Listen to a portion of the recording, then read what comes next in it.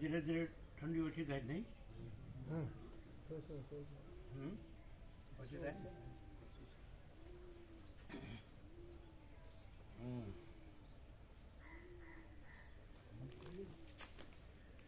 દાંતમાં થોડું કવર નીકળી ગયું ને એટલે બે ગામમાં જે લગાવ્યા. હા હા એ તો ક્યારે ખુલે દવાખાનું તો 9-10 વાગે ખુલતું હા 9:30 કેસ 9:30 ખુલે 9 કેસ કાઢે બરાબર.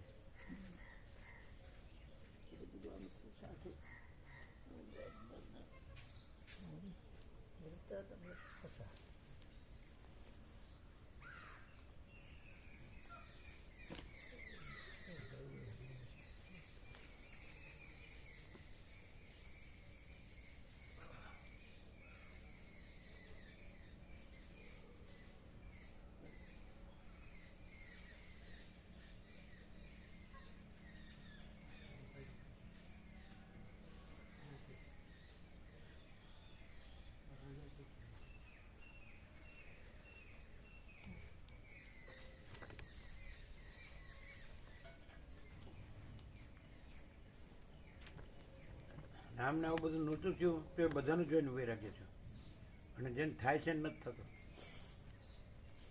જો ખાલી હશે સ્વાથી શું થાય. આવા બધા લોકોનું રામને પોતાને કાંઈ નહોતું થયું અને આવા બધાનું આવું બધું જોઈને પાછો રામને વૈરાગ્ય થયો. બીજાનું જોઈને આપણું કામ વૈરાગ્ય થયું છે આપણને કાંઈ ન થયું હતું પણ એને થયો અને પછી જેને થાય છે ને એ નથી થતો. આ મારો બેટો આમ જતું નથી કર્યું ને લ્યો આનું સમાધાન પડ્યો નિત્યનું તન પ્રકાશ. રામને કામ થવું જોઈતું હતું બધી રીતે બધું હતું ફૂલ અઢળક રાજ્ય ભોગલક્ષ્મી મહાચક્રવર્તી અને આ બધાનું જોઈને એમ થયું કે આમાં કાંઈ નથી લે પણ તમારે શું હતું એમાં અને આને પાછું કાંઈ થતું નથી વૈરાગ્ય આ બધું દુઃખ નથી લાગતું એ તો ચાલ્યા કરે એમ કે અને મજા તો એમાં જ છે એમાં જ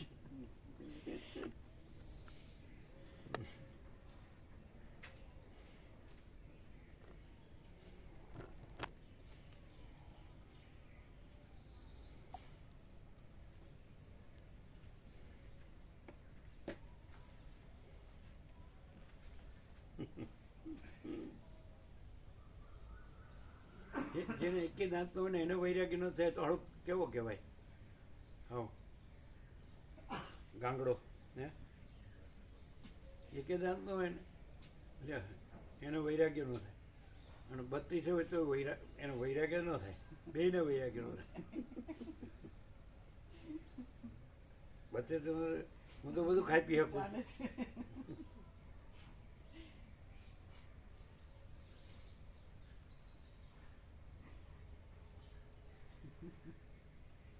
કેમ હસવું આવ્યું?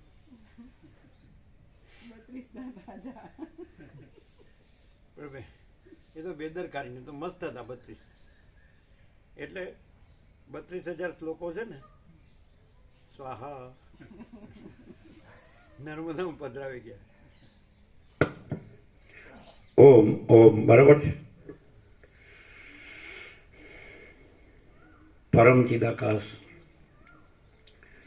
પરમ જ્યોતિ અખંડ જ્યોતિ અનંત પૂર્ણ પરમ ચિદાકાશ પરમ શાંતિ स्वयं सिद्ध स्वयं प्रकाश स्वयं पूर्ण स्वस्वरूप यही सब कुछ है, इसके सिवा कुछ नहीं है. શૂન્યભાસ અનંત કોટી મહાકલ્પો હાય હિ નહીં વસિષ્ઠ રામ નિર્વાણ પૂર્વાર્ધ રાઉન્ડ 38મો રાઉન્ડ. વસિષ્ઠ વિનોદ કે છે વિનોદ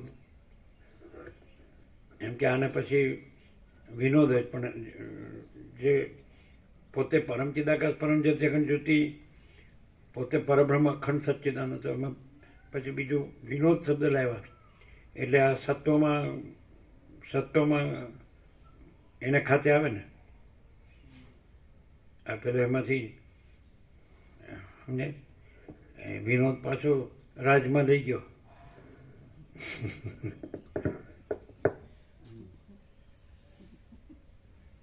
જબરું હારા ચિદાકાશ કેવું એવું છે ને કે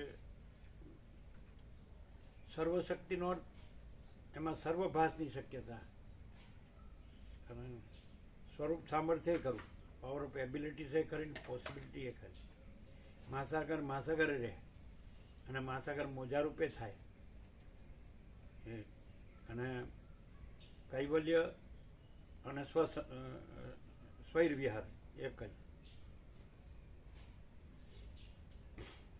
એ દ્વૈત થયો પણ એવું છે નહીં. એકચ્યુઅલી અમે જે છીએ એમાં બીજું કાંઈ નથી, અમે જ છીએ.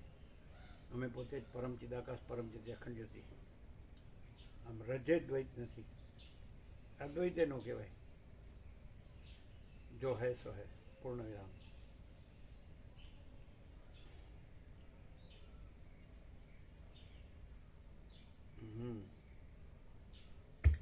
આદ્ય પરબ્રહ્મ સદગુરુ દેવ કી જય.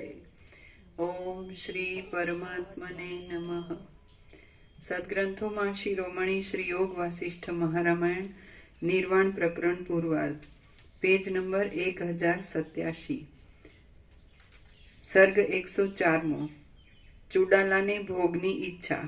આ 104મા સર્ગમાં રાજા સાથે ક્રીડા કરતા કુંભને સંભોગની ઈચ્છા થશે અને સ્વર્ગના મેષથી તે પોતાની પુરીમાં જશે તથા ઉદાસ થઈ ફરીને આવશે એ વર્ણન કરવામાં આવશે.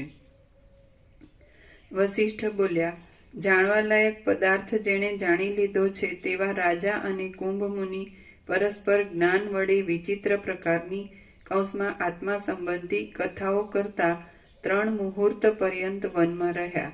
પછી ત્યાંથી ઉઠી કોઈ શિખરમાં, સરસ કમળવાળા તળાવમાં અને નંદનવનની પેઠે આનંદ ઉપજાવનાર તથા ફળફૂલ વગેરેથી રક્ષણ કરનાર કૌંસમાં મનોહર વનમાં તે બંને ફરતા હતા. એ પ્રમાણે તે બંને જીવનમુક્ત પુરુષને ઘટે તેવા યોગ્ય આચરણો અને તેવી જ કથાઓ વડે તે મોટા જંગલની અંદર 8 દિવસ સુધી અનેક વનના માર્ગો પર અને વનની ઝાડીઓમાં રખડતા હતા. પછી કુંભ મુનિએ કહ્યું, આ તો અમારો શબ્દ આવી ગયો, રખડવાનો હતા.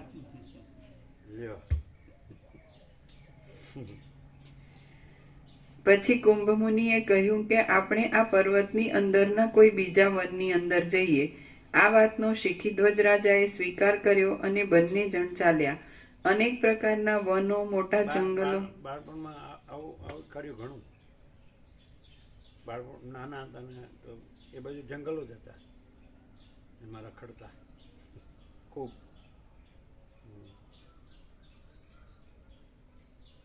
ડુંગરાઓ, સરોવરો અને જંગલો, અલખ નિરંજન.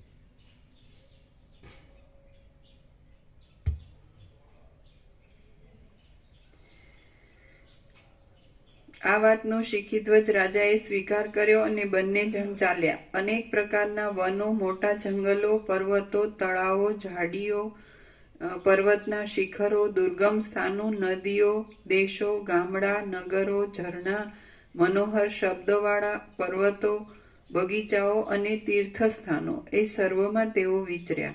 એ બંને સાથે રહી ચિત્તવૃત્તિ પણ બરાબર સમાન રાખી સરખા સ્નેહથી અને એક સરખા ઉત્સાહથી રહી પરસ્પર અનુભવની વાતો કરતા સદાકાળ રહેતા હતા. હે રામચંદ્રજી, તે બંને સાથે જ પિતૃઓની અને દેવતાઓની પૂજા કરી ભોજન કરતા હતા અને તપેલા દેશમાં તથા જળ વડે આર્દ્ર શીતળ દેશમાં તે બંનેની બુદ્ધિ સમાન જ રહેતી હતી. પરસ્પર મિત્ર બની ગયેલા સ્નેહાળ હૃદયવાળા એ બંને તમાલ વનના પ્રદેશોમાં અને મંદાર વૃક્ષોના વનોમાં બહુ સારી રીતે શોભતા હતા. હે રામચંદ્રજી, જેમ પવનનો સમૂહ મેરુ પર્વતને ઉખેડી નથી શકતો, તેમ આ ઘર છે ને આ ઘર નથી એવી મિથ્યા કલ્પના એ બંનેના મનને હરણ કરી શકતી ન હતી. કોઈ વખત ધૂળ વડે મલિન દેહવાળા, કોઈ વખત ચંદન વડે લેપાયેલા અંગવાળા, કોઈ વખત ભસ્મ વડે શોભાયમાન, કોઈ વખતે દિવ્ય વસ્ત્ર ધારણ કરનારા, કોઈ વખતે વિચિત્ર ભાતભાતના વસ્ત્રો પહેરનારા, કોઈ વખત પાંદડાથી ઢંકાયેલા અને કોઈ વખત પુષ્પોથી શણગારેલા એ બંને દંપતીએ પરસ્પર મિત્રરૂપ થઈ જઈ ફરવા માંડ્યું. એ રીતે એ બંનેના સમાન ચિત્તવાળા અને વાસના વગરના થઈ રહેલા ચિત્તની ઉદારતા વડે પણ પછી એટલે તો ભલે આપણે કહીએ તો એમને તો વસીને તો દ્રષ્ટાંત આપવું છે એટલે બરાબર છે, પણ એ પરબ્રહ્મ રૂપ શીખી તો થઈ ગયું તો ઓળખી શકે કે આ કુંભ નથી ને મારી રાણી જ છે, એવું નહીં.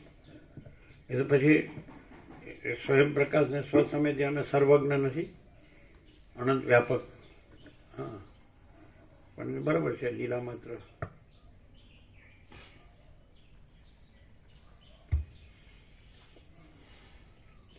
એ રીતે એ બંનેના સમાન ચિત્ત. રામકૃષ્ણ પરમહંસ કહેતા નતા કે મને બધા છે તો કાચને આલમારીમાંથી કબાટમાં જે બધું હોય બધું દેખાય, એમ બધાના હૃદયમાં જે બધું હોય દેખાય. તો અમને કેવું દેખાતું હશે? જોજો ભૂલ થશે, તમે કહેશો અમે નહીં કહીએ.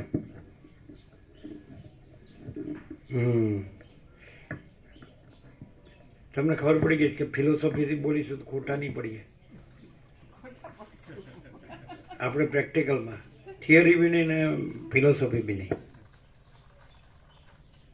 જો અમે આ માણસ છે ને અમને આંખો છે કે નહીં દેખાય જ ને બધું? નથી દેખાતું. હવે તમે કહો ચાલો, અને તમે કહો તો પણ તમે કહો ને કે આ છે આ છે હું આ છું તોય પાછું આર પાર બધું દેખાય, પણ આર પાર. સારું ચાલો કહો, અમને કેવું દેખાતું હશે? જીતો પ્રભુ મહિમય હું અનંતપૂર્ણ મહાજદાતા. એ કોને કહેવાનું? એટલે બીજું કોઈ છે એને કહેવાનું? આ તો પાછું માચીદાગ જ નહીં કહેવાનું મય હે મય હું. આ તો આ કોણ આવ્યું? રમણબાબુએ પૂછ્યું હતું આપણે શિવરામ, પેલા રમણબાબુએ કે તમે અમને કેવા જોવો છો? આપણે કહી દઉં કે અમે આત્મા છીએ. તો આત્મા એ હોય આત્માને જુઓ, જે નહીં શું જુઓ, બસ એટલું છે. આત્મા આત્માને જુઓ, નહીં શું જુઓ. એટલે એમણે એમનું કીધું. તમે મને કેનાર, તમને કેનાર તરીકે હું કામ જુઓ? મને જ આત્મા જુઓ ને. ના એવું નહીં. બરાબર બરાબર. આત્મામાં આત્મા દ્રષ્ટિ નેટ પ્રેક્ટિસ સારી.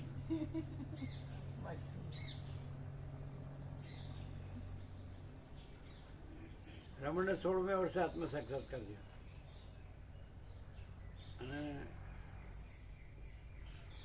પેલો શું નામ, તેંડુલકર કે શું એનું નામ શું છે? સચિન ભારત રત્ન. તો 16મે વર્ષે ઇન્જર્ડ કર્યો નહીં તો કે નહીં હું તો રમવાનો છે. દુબળો ને 16 વર્ષનો છોકરો, પાત્રો, દુબળો પાત્રો, એ ક્યાં ખબર હતી કોઈને કે આ કિંગ ઓફ ક્રિકેટ એવું છે. આગળ ચલો બધાને 16, 17 એવું.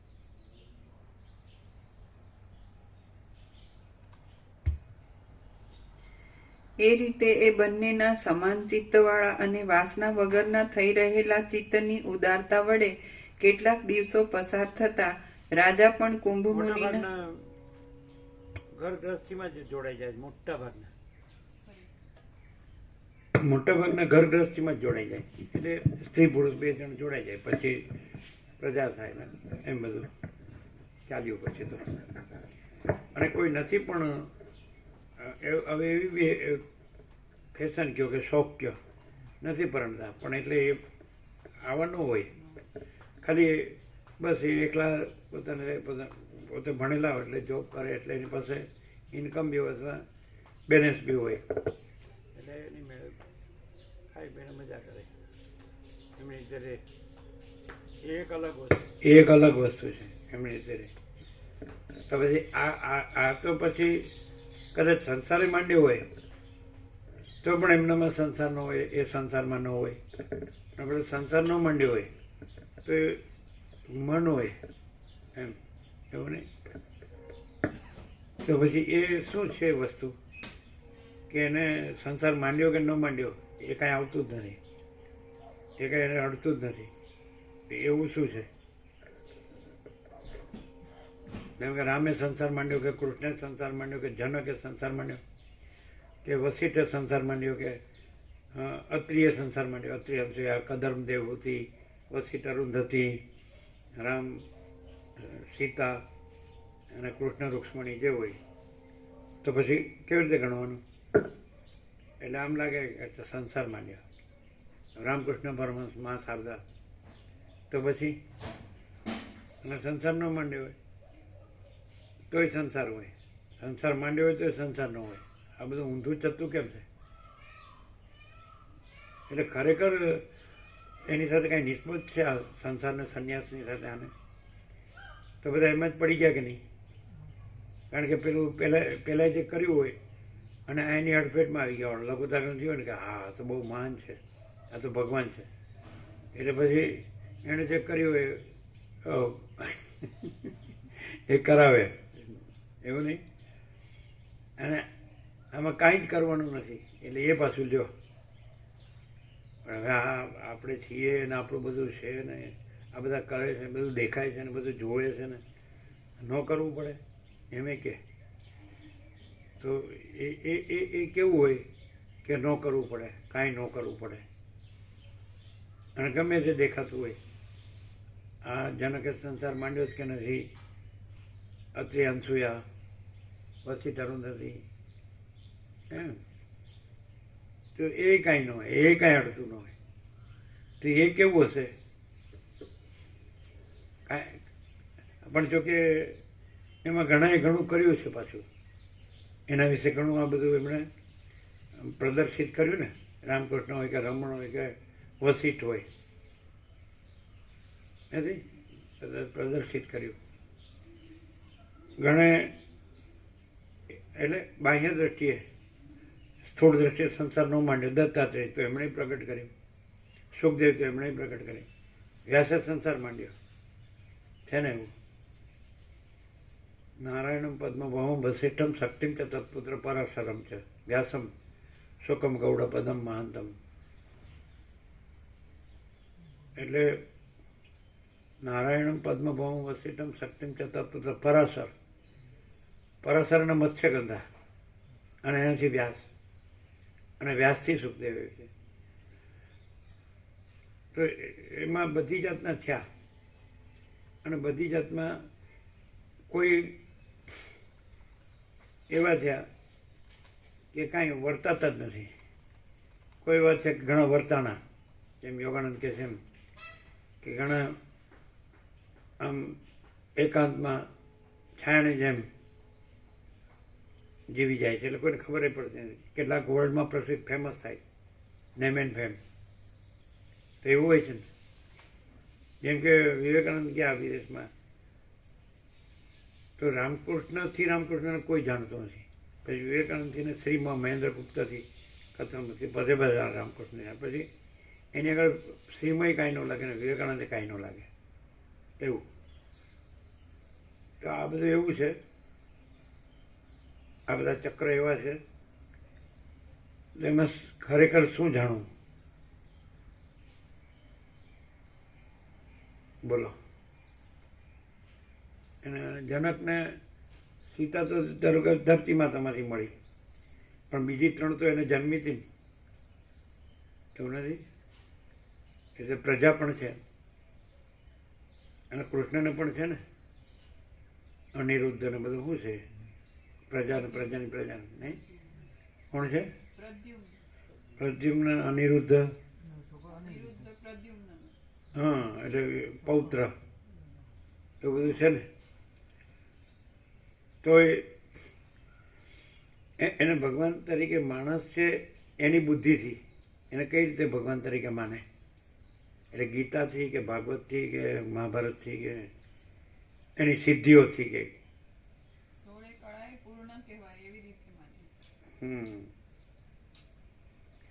તો પછી આ શુદ્ધ તત્વ જે છે કે આકાશ જેવું આખું અનંત અખંડ અભેદ અને એમાં બીજું કોઈ નથી, કાંઈ નથી, કાંઈ થતું નથી, સમજ્યા ને? એ જ રહ્યું છે. બીજું થયું નથી, છે નહીં, થતું નથી, થશે નહીં, થતું નથી. તો એ કેવી રીતે ડિટેક્ટ કરવું?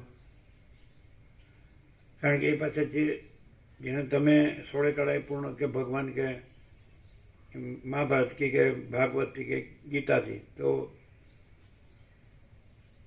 એ કે હું શુદ્ધ તત્વ છું, પછી રામે કે હું શુદ્ધ તત્વ છું, દત્તે કે હું શુદ્ધ તત્વ છું, અને બધા સપ્તર્ષિ બ્રહ્મર્ષિ દેવર્ષિ રાજર્ષિ કે હું શુદ્ધ તત્વ છું. તો પછી શુદ્ધ તત્વ પોતે પોતામાં કેવું છે ને કેવી રીતે છે? અને આ બધા છે એ શુદ્ધ તત્વ છે એમ કે છે. અને છે છે તો ખરા, આત્મા તો છે જ, આત્મા જ પરમાત્મા છે. એ તો ઈશ્વરથી કેડી સુધી કે તણખલા સુધી કે મીઠીની રજ સુધી સર્વમાં આત્મા પરમાત્મા છે. એટલે પરમાત્મા તો એક જ છે, તુર્યાથી. સાક્ષીપણું છે તો સામે સાક્ષ્ય પ્રમાણે સાક્ષીપણું હોય એવું જાણતું હોય. અને સાક્ષી સાક્ષ્ય રહિત હોવા છતાં, જેમ જાગ્રત સ્વપ્ન રહિત હોવા છતાં સ્વપ્નનો સાક્ષી છે, એવી રીતે હોય બધા.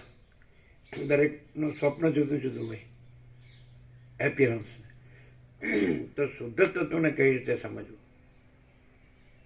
આટલું બધું જણાતું હોય, એક એકથી એક પછી વેદાંત એમ કે આ તો બધા મહાસાગરના મોજા છે. રામ હોય, કૃષ્ણ હોય, જીસસ હોય, બાબાજી હોય કે XYZ, એ લોકો એમ કે અમે મહાસાગર છીએ. સમ્યક પ્રબુદ્ધત્યો કે છે. તો એને કેવું જાણવું? શુદ્ધ તત્વને, એકલાને, નકરાને, કેવળને, એકલાને. આવું જણાતું હોય એ બધા એમ લાગે તો હું તો સામાન્ય છે ને આ તો બધા કેટલા મોટા, અને એમાં ચિરંજીવ ને એવા બધા, અને કેટલી સર્વવ્યાપક, સર્વજ્ઞ, સર્વશક્તિમાન ને એવું બધું, ઈશ્વર તુલ્ય. તો શુદ્ધ તત્વને કેવું જાણવું?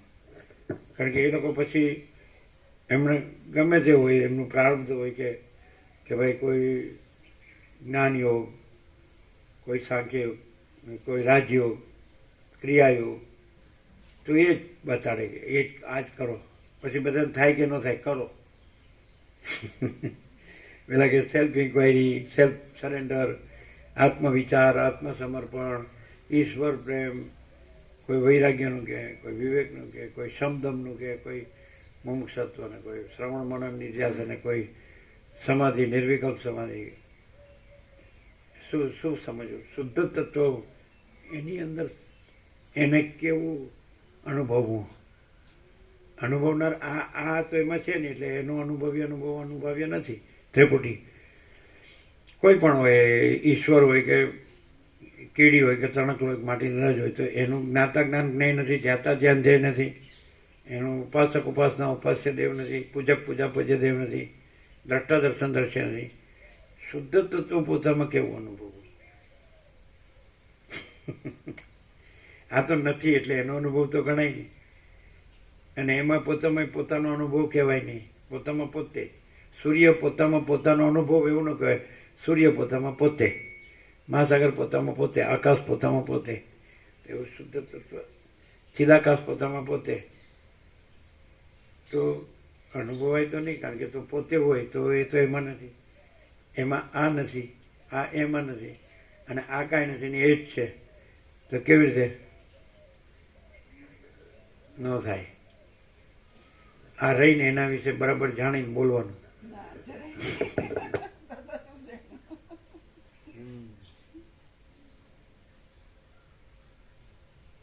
બધા શાસ્ત્રો ફેરી નાખો ને બધા ગુરુઓને ફેરી નાખો ને તો ન જવાય. હા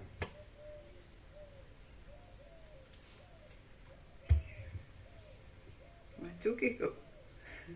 હા શુદ્ધ તત્વ પોતે એટલું શું બોલ્યા બધું પહેલા? વાંચું કે કહું એમ? જેવી તમને સર્વાંતરમની પ્રેરણા યોગ્ય લાગે તેમ કરવાનું. શુદ્ધ તત્વ પોતે એટલું બધું પ્યોર એન્ડ શ્યોર છે કે પોતે પોતા સિવાય બીજું થતુંય નથી અને પોતામાં બીજું કંઈ થતું નથી. એટલું બધું પ્યોર એન્ડ શ્યોર છે. જ્યારે આ જે એપિયરન્સમાં કહેવામાં આવે છે કે શુદ્ધ તત્વ ઓરિજિનલ હતું જ, એટલે ભગવાનના તત્વ વિશે કહે ને તો શુદ્ધ તત્વમાં માયાની કલ્પના એડ કરીને પછી એને ભગવાન કીધા. પછી જીવન મુક્ત કે એવા જ્ઞાન માર્ગવાળા કોઈ પણ તો એમાં એ નથી અને શુદ્ધ તત્વ છે એટલે એમાંય કંઈક બાદ કરે. શુદ્ધ તત્વમાં એવું કંઈ નથી. અને જે પોતાને જીવ માનતા હોય એવા અસંખ્ય જીવો એવું જો ગણતા હોય તો એમાં અજ્ઞાનની કલ્પના એડ કરીને એને જીવ કહેવામાં આવે. શુદ્ધ તત્વ પ્યોર એન્ડ શ્યોર છે, એમાં આવા કોઈ ભેદ નથી.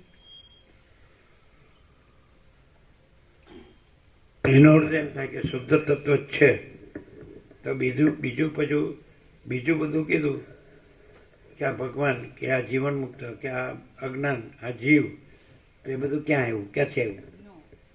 તો પછી કેવી રીતે એ ભેદો કેવી રીતે કીધા?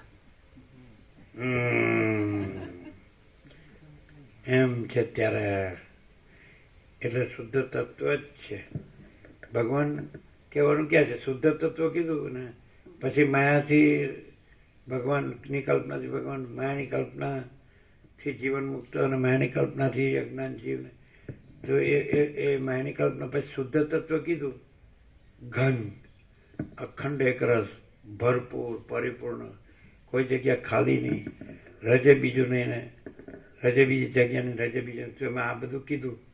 એ બધું ક્યાંથી આવ્યું? એટલે શુદ્ધ તત્વ જ છે.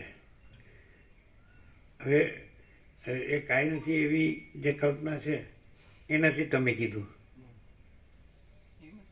અને અમે પોતે જ શુદ્ધ તત્વ છીએ. શુદ્ધ તત્વને માયાની કલ્પનાથી પોતામાં શુદ્ધ તત્વ પોતામાં કાંઈ નથી એવી માયાની કલ્પનાથી બીજા થઈને કોઈ દિવસ શુદ્ધ તત્વ કાંઈ નથી એનાથી ન જણાય અને અમે પોતે જ શુદ્ધ તત્વ છીએ તો એને ડિટેક્ટ કરવા પણ નથી. કેવું જ શું આનંદ ક્લિયર થાય? શું શુદ્ધ તત્વ હોય માયાની કલ્પનાથી કંઈક બની પછી શુદ્ધ તત્વને જાણવા જાય તો એ તો શક્ય નહીં. છે જ નહીં કે હું જાણ અને પોતે જ છે. હવે કોઈ કે જે કાંઈ નથી એવી માયાની કલ્પના જોડાઈ ગઈ હોય તો એને કેવી રીતે જાણવું? તોય જાણી શકાય. પેલું તો નિરપેક્ષ કીધું, સાપેક્ષ નિરપેક્ષ નથી, પોતે જ છે. અમે પોતે જ શુદ્ધ તત્વ છીએ તો માણસ કાંઈ નથી એવી માયાની કલ્પના જોડી તો પણ જાણી શકાય. ખબર પડે જ કેવી રીતે? નહીં ને? કાંઈ નથી એવી માયાની કલ્પના જાણનાર અમે પોતે જ છીએ. એ જ અમે પોતે જ શુદ્ધ તત્વ છીએ અને અમારામાં કાંઈ નથી એવી માયાની કલ્પના કાંઈ નથી.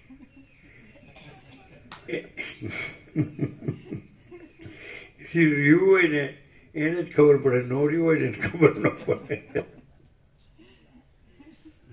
કાંઈ ન હોય રહ્યું હોય ને એને ખબર ન પડે અને જે છે એ જ રહ્યું હોય ને એને જ ખબર પડે. આમ એમ થાય સારું સમજાતું નથી એવું થાય ને ક્લિયર થાય. હા શું કીધું? નિત્યાનૂતન પ્રકાશ પણ આવું તો કેટલોય થયો તો કઈ બધું યાદ તો રહે નહીં.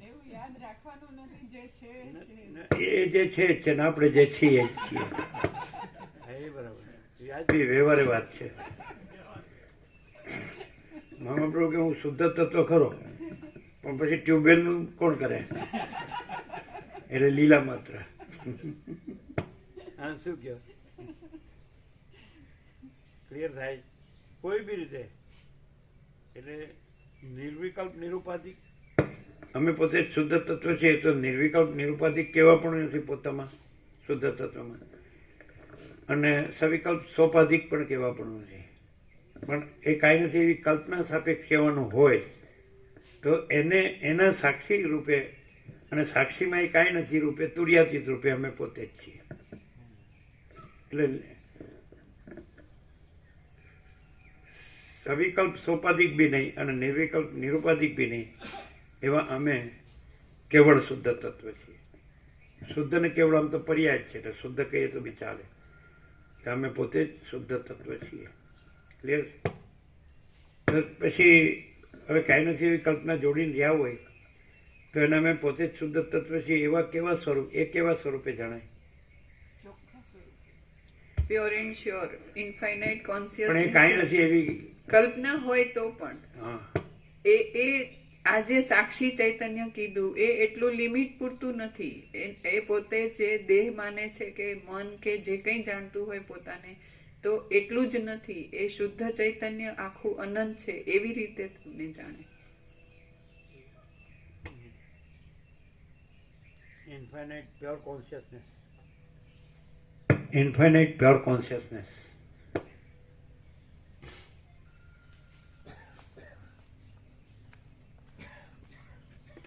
પછી એનું નામ નથી. અનંત શુદ્ધ ચૈતન્ય સ્વયં પ્રકાશ સમિતિ અનંત અખંડ ભેદ, પણ પછી એનું નામ નથી. ચૈતન્ય શુદ્ધ તત્વનું નામ પાડ્યું, પણ શુદ્ધ તત્વ છે ને ચૈતન્ય એવું નામ નથી. બ્રહ્મ પરમાત્મા એવું નામ નહીં.